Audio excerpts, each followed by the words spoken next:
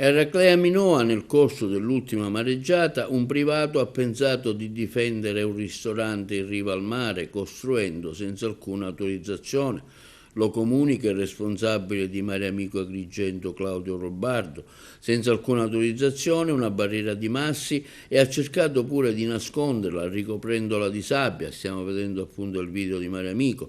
Immediata, la Capitaneria di Porto e i Carabinieri hanno effettuato un sopralluogo. A quel punto il titolare ha provveduto a comunicare al demanio che stava effettuando questi lavori in spiaggia ad Agrigento. Conclude Mare Amico: ognuno fa ciò che vuole.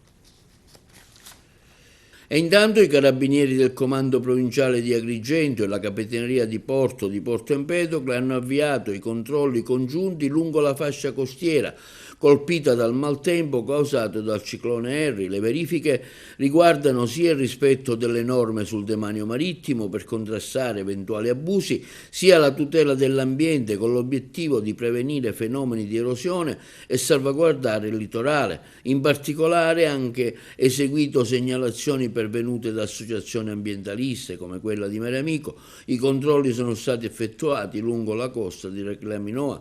L'attività svolta rappresenta uno strumento essenziale per la tutela del territorio, soprattutto in aree particolarmente esposte e di pregio naturalistico. Monitorare il rispetto delle regole e lo stato dell'ambiente consente di prevenire abusi, limitare i danni causati dagli eventi atmosferici e proteggere il litorale, garantendo sicurezza e sostenibilità per il futuro.